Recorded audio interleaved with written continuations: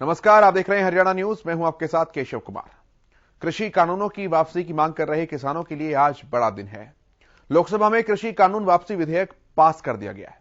विपक्ष के जोरदार हंगामे के बीच कृषि मंत्री नरेंद्र तोमर ने सदन में पटल पर कानून वापसी का प्रस्ताव रखा।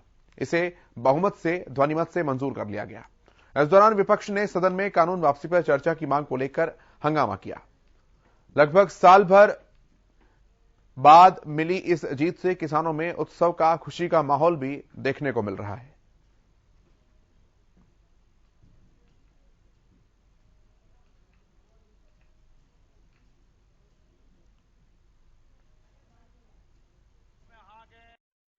में व्यवस्था होगी, आश्वासन और कृषि सेवा में व्यवस्था होने के बाद चर्चा होगी। चर्चा लेके आया सदन में संवर्धन और सरलीकरण विधेयक 2020, आवश्यक जाइए, मैं चर्चा कराऊंगा। विधेयक 2020 का निरसन और आवश्यक चर्चा करना चाहते हैं ना, 1955 का सदन में चर्चा करना चाहिए। इस माहौल में चर्चा चाहते हैं किया जाए। जाइए अपनी अपनी सीट पर। हम चर्चा करना चाहते हैं, इस माहौल में चर्चा करना चाहते हैं आप बताइए, आप क्या कह रहे हैं? एक मिनट सर, एक मिनट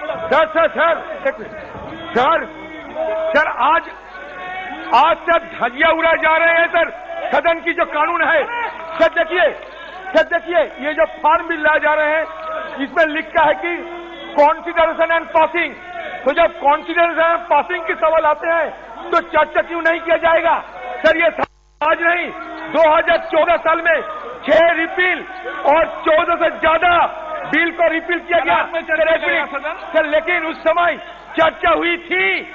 6 बिल, 6 रिपील, 6 कानून, 6 कानून रिपील किया गया था, फिर भी उस समय चर्चा हुई थी सर। एक बात सर, छोटी सी निवेदन है सर हमारे का। बैठिए। प्रश्न है कि विधेयक सदस्य इसके पक्ष में आ गए, अरे कांग्रेस वाले सदस्य विरोध में ना गए।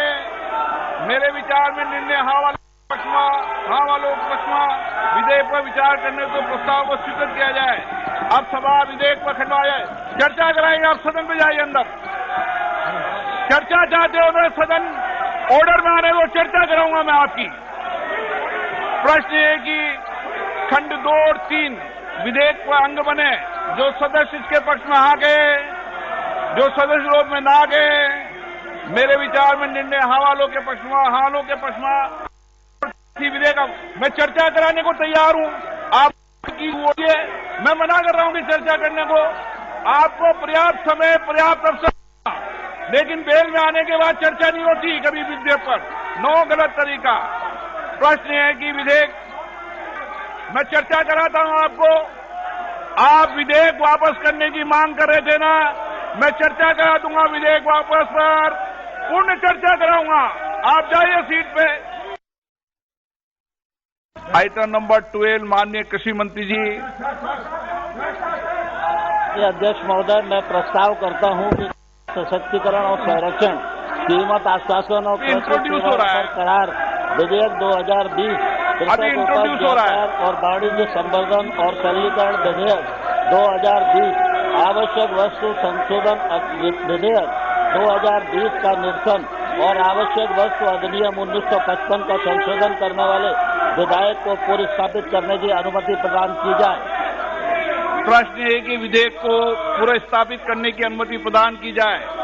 जो सदस्य इसके पक्ष में हाँ गए, जो सदस्य विरोध में ना गए, मेरे विचार में निर्णय हाँ वालों के पक्ष में। माननीय मंत्री जी विधेयक को पुनर्स्थापित करें। अध्यक्ष महोदय, मैं विधेयक पुनर्स्थापित करता हूं।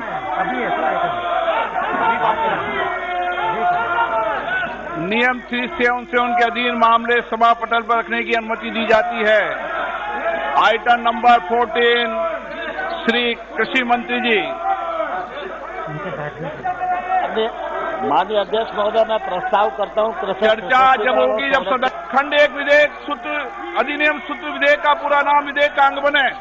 जो सदस्य इसके पक्ष में आ गए, जो सदस्य विरोध में ना गए, मेरे विचार में निर्णय हाँ वालों के पक्ष में। प्रश्न एक अधिनियम शुद्ध विधेयक का पूरा नाम विधेयक का आमन है। मंत्री जी प्रस्ताव करेंगे विधेयक को पारित किया जाए। अभी अध्यक्ष महोदय मैं प्रस्ताव करता हूं विधेयक पारित किया जाए। जाओ। चलिए अपने विषय पर अब वापस लौटते हैं, क्योंकि संसद में हंगामा भले ही चल रहा था, लेकिन कानून वापसी को लेकर जो बिल है वो पास हो गया। कृषि मंत्री नरेंद्र तोमर ने ये संसद के पटल पर रखा और फिर उसे ध्वनिमत से पास करवा लिया गया। लेकिन एमएसपी को लेकर जो बात लगातार कही जा रही थी कि पेंच फंस सकता है, वो बात अब भी वहीं की वहीं है। संसद के बाहर गांधी प्रतिमा के सामने कांग्रेस के सांसदों ने जमकर विरोध प्रदर्शन किया। हाथ में बैनर होर्डिंग्स लेकर उन्होंने पूरा हंगामा वहां पर किया और उनकी मांग यही है कि सरकार एमएसपी को लेकर बात करे। संसद की कार्रवाई जब चल रही थी, हरियाणा न्यूज सीधे आपको दिखा रहा था, उस समय भी लोकसभा के अध्यक्ष ओम बिरला ने कई बार विपक्षी सांसदों ने इस बात का निवेदन किया कि आप बैठिए, चर्चा जरूर करवाई जाएगी, लेकिन विपक्ष के हंगामे के चलते न तो चर्चा हो पाई और न ही सदन की कार्रवाई चल पाई।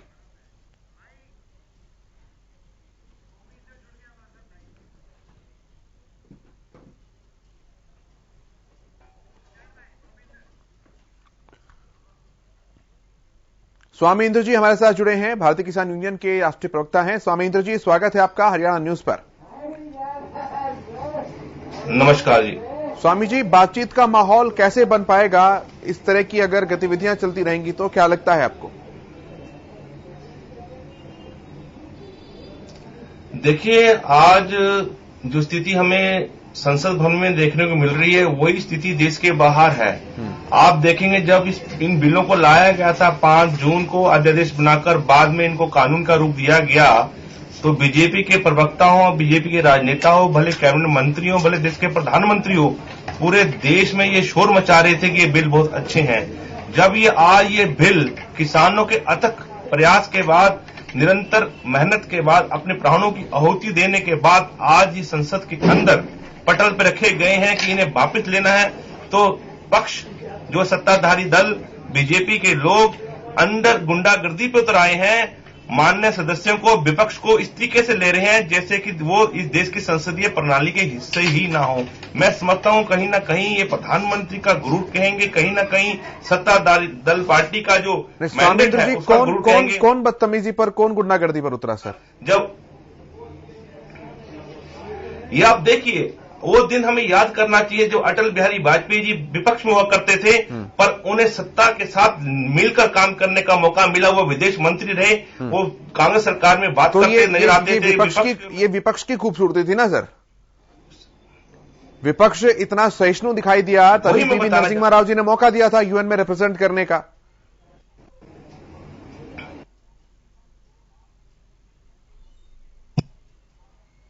की चीज नहीं है। लगता है कि आज विपक्ष अगर अपने पैरों पे खड़ा हुआ है, देश के लिए बात करना चाहता, इन कानूनों को जो आज प्रधानमंत्री कह रहे थे कि दीपक के लौ के प्रकाश की तरह पवित्र है, कि दीपक के लौ के प्रकाश किया भी जा रहा है, क्यों ना इस पर चर्चा हो जाए? चर्चा होनी चाहिए। उस पवित्रता को जांचना चाहिए था, उस किसानों की तपस्या को समझना चाहिए था, तो किसानों के आंदोलन के दौरान जो उन्होंने अपने प्राणों की आहुति दी, उन तमाम बातों को लेकर चर्चा होनी चाहिए। पर आज हम क्या देख रहे हैं, क्या समझ में आ रहा है? यही समझ में आ रहा है कि हम कानून लाएंगे तब भी हम ठीक थे, आज कानून लेकर जा रहे हैं वापिस तब भी हम ठीक हैं। ऐसे देश चलने वाला नहीं। पर फिर भी मैं किसानों का सौभाग्य समझूंगा, इस देश का सौभाग्य समझूंगा, कहीं ना किसी तरीके से आज किसान अपनी बात को मनाने में कामयाब हुए। भले प्रधानमंत्री इन कानून को लाने का क्रेडिट खुद रखना चाहते हो और इस कानून को वापस ले जाने का क्रेडिट भी खुद रखना चाहते हो, ये उनकी बुद्धिमत्ता के ऊपर प्रश्न चिन्ह रहेगा और पूरे देश के अंदर इस दिन को याद रखा जाएगा। और उस दिन को याद रखा जाएगा जिस दौरान प्रधानमंत्री ने, जब देश के अंदर कोरोना काल जैसी महामारी थी, लोग अपने घरों में से अध्यादेश लाकर देश पे काला कानून लाने का काम किया और इनको कानून बनाने का काम किया। और शुक्र है उस परम पिता परमात्मा को शक्ति का, जिसने इनको सुमति दी कि गुरु नानक देव जी के गुरुपुरब पर सतगुरु नानक प्रगटया, मिट्टी धुन जब चानन होया।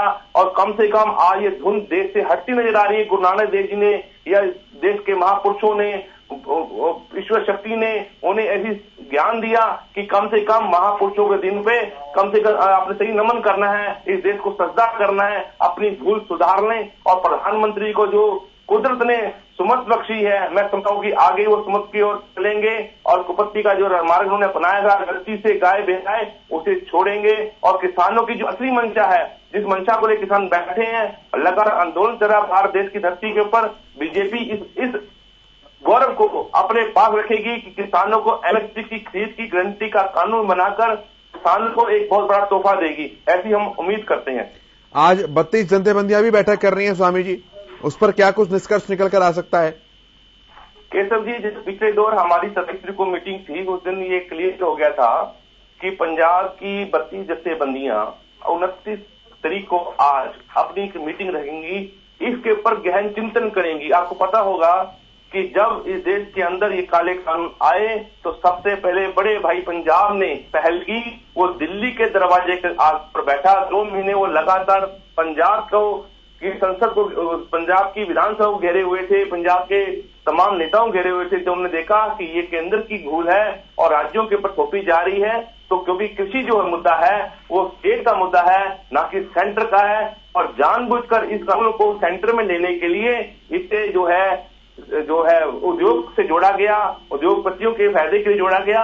तो किसान जो दिल्ली आए, और आज मैं सोचता हूँ पंजाब के जो लोग बैठे हैं, आज जत्थेबंदियां जो चर्चा कर रही है, वो एमएसपी को लेकर बड़ी चिंतित है। उन्हें मालूम है कि पूरे भारत के किसानों ने अभी एमएसपी को देखा ही नहीं। मात्र 6% की जो परचेज है भारत में एमएसपी में होती है, वो भी पंजाब सबसे अग्रणी रहता है, बाकी राज्यों में पता ही नहीं। बिहार में तो एपीएमसी नाम की चीज ही नहीं है, एमएसपी तो बहुत दूर की बात है। आपको मालूम है मंडियां होंगी तो एमएसपी होगी, एमएसपी होगी तो देश का पीडीएस होगा, उस गरीब गुरबे का राशन का अनाज होगा। आज इस देश में अनाज होते हुए भी अकाल जैसी स्थिति है। 20 करोड़ देश के लोग, 20% की जनसंख्या लगभग भारत की भूख पर जीवन गुजर करने पे मजबूर है। क्या इनकी पीडीएस की व्यवस्था उन गरीबों के लिए नहीं है कि कुछ चंद पूंजीपतियों को लाभ पहुंचाने के लिए ही सरकार जो है एमएसपी की घोषणा करती है और किसान का दमन होता आप देखते नजर आ रहे हैं। और आज देश के अंदर किसान की तरफ से कोई कमी नहीं है, किसान ने देश के अन्न के भंडार भर रखे हैं। और मैं समझता हूं कि 3 साल तक भारत में अगर अकाल भी पड़ जाए तो देश के पास इतना अनाज है कि तमाम देशवासियों को भरपेट अनाज दिया जा सकता है। पर सरकार की जो नीयत है आज सबके सामने खुलकर आ गई। आप हरियाणा प्रदेश को लें, हरियाणा प्रदेश के अंदर गरीब का छोके का तेल भी उड़ा दिया गया। 10 लाख से अधिक किसान, 10 लाख से अधिक जो राशन धारक हैं, भारत के गरीब जनता है, उनको जो 2 लीटर प्रति महीने तेल दिया जाता था सरसों का, वो नहीं मिल रहा है। सिर्फ चंद पूंजीपतियों की जेब भरने के लिए, गंदा तेल बेचने के लिए, गरीबी का मजाक उड़ाने के लिए आप देख रहे हैं। और किसान ऐसा करते बर्दाश्त नहीं करेगा।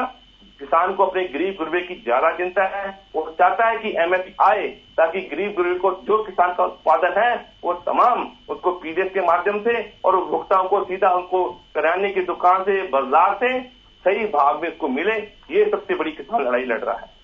स्वामींद्र जी, जो आज जत्थेबंदियों की बैठक चल रही है, अगर उसमें कानून वापसी को लेकर कोई बात निकल अगर आती है, आंदोलन वापसी को माफ कीजिएगा, निकल कर कोई बात आती है, तो क्या संयुक्त मोर्चा उसका समर्थन करेगा? देखिए, पंजाब की जत्थेबंदियां सिर्फ आंदोलन की रणनीति बनाती हैं बैठकर, कि संयुक्त किसान मोर्चे का जो आह्वान हुआ है 4 तारीख की मीटिंग को लेकर, उसको विषय को लेकर वो बड़े गंभीर हैं। आप देखिए पंजाब में एमएसपी की ठीक है स्वामी जी, मैं वापस आता हूं आपके पास। मेरे साथ विजेंद्र नेहरा जी जुड़ रहे हैं जो कि भाजपा के प्रवक्ता हैं। नेहरा साहब, स्वागत है आपका हरियाणा न्यूज पर। धन्यवाद केशव जी। स्वामी इंद्र जी का कहना है कि संसद में आप लोग विपक्ष को चर्चा करने का मौका नहीं दे रहे हैं, इसलिए कार्रवाई स्थगित करनी पड़ी, इसलिए हंगामा हो रहा है। ठीक है, अब तो स्वामींद्र जी और इनके जो राजनीतिक आका हैं गुरनाम सिंह चड़ूनी जी, उन्होंने राजनीतिक पार्टी बना ली है, तो अगली बार ये लोकसभा का चुनाव लड़े, चुन के आए और सदन के अंदर किसानों की बातचीत रखें। हम तो स्वागत करते हैं इनके चुनाव लड़ने का। और गुरनाम सिंह चड़ूनी जी तो पहले भी किस्मत आजमा चुके हैं, 2 बार चुनाव लड़ चुके हैं, जमानत जब्त होगी, नोटा से भी कम वोट मिली उनको। तो जहां तक विपक्ष किन मुद्दों को उठाएगा, किनको नहीं उठाएगा, अगर उनको भी ये लोग तय करेंगे तो ये तो प्योर राजनीति है, इनको तो अपनी बात करनी चाहिए। और जहां तक बात ये एमएसपी की कर रहे थे, अभी इन्होंने एक बहुत इंपॉर्टेंट बात कही केशव जी कि आज भारत सरकार के पास खाद्यान्न में इतना भंडार भरा हुआ है कि 3 साल तक भी अगर किसान अन्न पैदा ना करे तो पूरे देश को और दुनिया को खिला सकते हैं। तो भैया इन्हीं बातों को तो कहकर हम कृषि कानून लेके आए थे कि आज भारत सरकार के गोदाम गेहूं से, धान से, चावल से, खाद्यान्न से भरे पड़े हैं। इसलिए भारत सरकार ना खरीद करके अगर ओपन मार्केट में किसान अपनी फसल को बेचेगा तो किसान को दाम भी अधिक मिलेगा। भारत सरकार तो न्यूनतम समर्थन मूल्य के ऊपर जो खरीद करती है वो तो करती है ही, लेकिन इसके अलावा एक जो व्यवहारिक हमारी जो स्थिति है वो देखिए ना कि कांग्रेस सरकार ने 70 साल के शासनकाल में भंडारण की उतनी व्यवस्था करी नहीं, और जो पर्याप्त व्यवस्था है भंडारण की वो भरे पड़े हैं। तो किसान को हम दोनों विकल्प देना चाह रहे थे, ओपन मार्केट का भी और मंडियों का भी, उसका आपने विरोध किया और एक मुट्ठी भर किसानों के विरोध के कारण माननीय प्रधानमंत्री जी ने स्वयं कहा कि किसानों के एक वर्ग को हम नहीं समझा पाए। इसलिए जो बहुसंख्यक समाज में किसान जो मांग कर रहे थे पिछले 30-35 साल से कि किसान के लिए बाजार खोलिए, 2015 में जो रिपोर्ट आई थी शांता कुमार कमेटी की कि सिर्फ 6% एमएसपी पे खरीद होती है देश के अंदर, उससे दुखी और परेशान होकर के जो 4.5 लाख से अधिक किसानों ने आत्महत्या की थी केशव जी, उस व्यवस्था को हम लोग बदलना चाहते थे। अगर वो व्यवस्था इतनी अच्छी होती केशव जी तो क्या 4.5 लाख किसान आत्महत्या करते? क्या 6% एमएसपी पे खरीद होती? हम उसको व्यवस्था को बदलना चाहते थे। और मैं आपको नाम लेके बता सकता हूं केशव जी, बड़ी जिम्मेदारी के साथ में, मैं फरीदाबाद जिले के सागरपुर गांव में रहता हूं। मेरे पृथ्वा विधानसभा क्षेत्र का एक 10,000 वोटों से अधिक का बड़ा गांव है मोहना। वहां के पूर्व सरपंच है किशन जी। वो किसानों के आंदोलन के साथ थे। मैं उनके गांव में कमी में बैठने गया था, उनके भतीजे एक्सपायर हो गए थे। उन्होंने स्वयं मेरे से कहा कि नेहरा जी कानून वापस नहीं होने चाहिए थे, हम तो संशोधन की मांग कर रहे थे।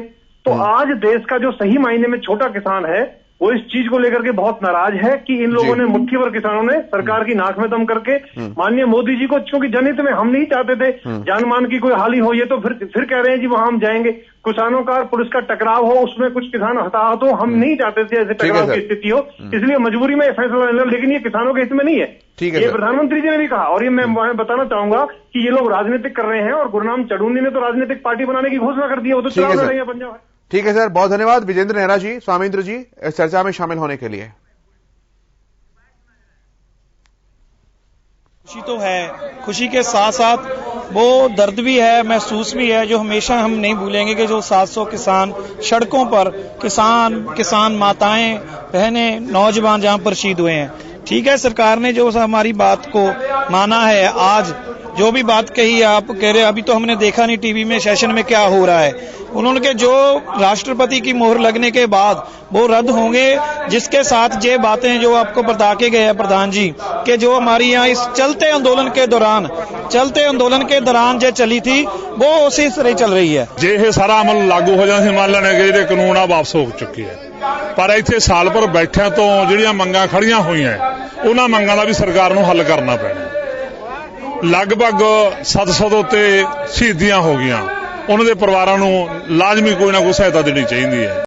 ਹਰਿਆਣੇ ਦੇ ਵਿੱਚ, ਦਿੱਲੀ ਦੇ ਵਿੱਚ 26 ਜਿਹੜੀ ਜਨਵਰੀ ਨੂੰ ਮਤਲਬ ਹੋਏ ਉਹ ਕੇਸ ਬਣੇ ਆ। ਜੇ ਰੌਲਾ ਮੁੱਕ ਗਿਆ, ਕਾਨੂੰਨ ਵਾਪਸ ਹੋ ਗਏ, ਉਹ ਕੇਸ ਵਾਪਸ ਕਿਉਂ ਨਾ ਲੈ ਜਾਣ। ਲਖਬੀਰਪੁਰ ਖੀਰ ਦੀ ਘਟਨਾ ਹੈ, ਉਹਦਾ ਮੁੰਡਾ ਫੜ ਕੇ ਅੰਦਰ ਕਰਿਆ ਹੋਇਆ ਹੈ, ਉਹ ਤੇ 120 ਵੀ ਲੱਗ ਕੇ ਪਰਚਾ ਦਰਜ ਹੋਇਆ ਹੋਇਆ ਹੈ ਤੇ ਉਹ ਮੰਤਰੀ ਪਦ ਤੇ ਬੈਠਾ ਹੈ। ਲੇਕਿਨ ਕਾਨੂੰਨ ਵਾਪਸ ਬਾਤ ਸੁਣੋ, ਜੇ ਘਰ ਵਾਪਸੀ ਹੋਊਗੀ, ਜਿਹੜੇ ਇੱਥੇ ਆਏ ਆ ਤੇ ਕੋਈ ਜ਼ੁਲਮ ਹੋ ਕੇ ਬਣ ਗਏ, ਮੰਗਾਂ ਬਣ ਗਈਆਂ, ਉਹਦੇ ਨਾਲ ਨਹੀਂ ਜੁੜਦੀਆਂ। ਇਹ ਤਾਂ ਨਹੀਂ ਹੈਗਾ ਵੀ ਹਾਂ ਭਾਈ ਕਾਨੂੰਨ ਵਾਪਸ ਹੋ ਗਏ, ਇੱਥੇ ਸਾਡੇ ਬੰਦਿਆਂ ਨੂੰ ਫੜ ਕੇ ਜੇਲ੍ਹਾਂ 'ਚ ਵੀ ਸਿੱਟਿਆ ਹੋਵੇ ਕਿ ਅਸੀਂ ਉਹਨਾਂ ਨੂੰ ਜੇਲ੍ਹਾਂ 'ਚ ਬੈਠੇ ਬੰਦਿਆਂ ਨੂੰ ਛੱਡ ਕੇ ਘਰ ਵਾਪਸੀ ਕਰ ਲਈਏ। ਜਿਹੜੀਆਂ ਮੰਗਾਂ ਇਸ ਅੰਦੋਲਨ 'ਚ ਪੈਦਾ ਹੋਈਆਂ ਉਹ ਮੰਗਾਂ ਦਾ ਉਹਨੂੰ ਮਸਲਾ ਹੱਲ ਕਰਨਾ ਪਊ। ਕਾਨੂੰਨ ਵਾਪਸ ਹੁੰਦੇ ਤਾਂ ਅਸੀਂ ਘਰ ਵਾਪਸੀ ਕਰਾਂਗੇ। ਕੁਝ ਜੋ ਮੰਗਾਂ ਨੇ, ਸਾਡੀਆਂ ਡਿਮਾਂਡਸ ਨੇ, ਉਹ ਇੱਥੇ ਮੋਰਚੇ ਦੌਰਾਨ ਬਣੀਆਂ ਨੇ। ਜੈਸੇ ਤਿੰਨ ਕਾਨੂੰਨ ਰੱਦ ਕਰਾਉਣ ਦੀ ਮੰਗ ਹੈ, ਬਿਜਲੀ ਐਕਟ 2020 ਹੈ, ਵਾਤਾਵਰਨ ਵਾਲਾ ਕਾਨੂੰਨ ਹੈ, ਐਮਐਸਪੀ ਦੀ ਮੰਗ ਵੀ ਸਾਡੀ ਬਰਾਬਰ ਸੀਗੀ। 11 ਗੇੜ ਦੀ ਮੀਟਿੰਗ ਵੀ ਹੋਈ, ਉਹਦੇ ਵਿੱਚ ਵੀ ਇਹ ਗੱਲਾਂ ਚੱਲੀਆਂ। 11 ਗੇੜ ਦੀ ਮੀਟਿੰਗ ਤੋਂ ਬਾਅਦ ਉਹਨਾਂ ਨੇ ਕਿਹਾ ਤੁਸੀਂ ਆਪਣਾ ਸੋਚੋ, ਅਸੀਂ ਆਪਣਾ ਸੋਚਦੇ ਹਾਂ। ਚੰਗੀ ਗੱਲ ਹੈ, ਪੀਐਮ ਮੋਦੀ ਨੂੰ ਇਸ ਗੱਲ ਦਾ ਅਹਿਸਾਸ ਹੋਇਆ ਕਿ ਲੋਕਾਂ ਦੀ ਤਾਕਤ ਸਭ ਤੋਂ ਵੱਡੀ ਹੁੰਦੀ ਹੈ। ਲੋਕਾਂ ਦੀ ਤਾਕਤ ਤੋਂ ਵੱਡਾ ਕੋਈ ਨਹੀਂ ਹੁੰਦਾ। ਉਹਨਾਂ ਨੇ ਲੋਕਾਂ ਦੀ ਗੱਲ ਨੂੰ ਸੁਣਿਆ, ਲੋਕਾਂ ਦੀ ਰਜਾ ਪੁੱਗੀ ਹੈ, ਲੋਕਾਂ ਦੀ ਆਪਦਾ ਹੱਕ ਪਗਾ ਕੇ ਉਹਨਾਂ ਨੇ 3 ਕਾਨੂੰਨ ਰੱਦ ਕੀਤੇ ਹੈ। ਉਹਦਾ ਅਸੀਂ ਖੁਸ਼ੀ ਵੀ ਮਨਾਉਂਦੇ ਹਾਂ, ਪਰ ਨਾਲ ਹੀ ਜਿਹੜੇ ਸਾਡੇ 700 किसान शहीद होया है उन्हां दा दुख भी है।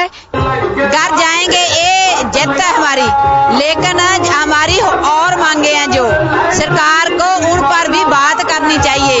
जो सरकार लोगों की होती है, वो किसी पार्टी की होवे, उन्हां नूं लोकां दे नाल गलबात करनी चाहिदी है।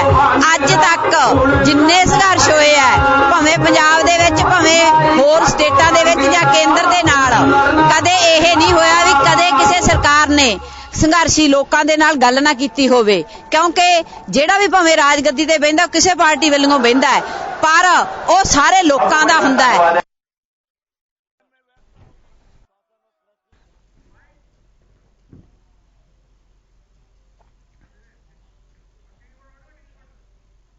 इस कार्यक्रम में इतना ही। आप देखते रहिए हरियाणा न्यूज।